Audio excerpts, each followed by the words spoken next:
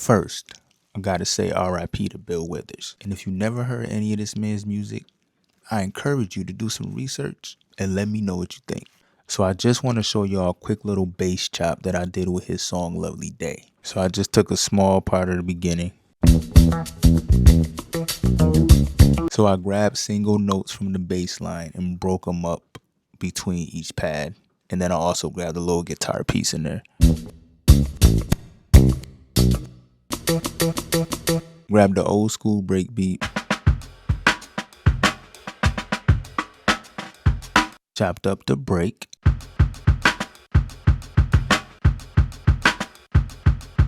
And just made a simple little groove.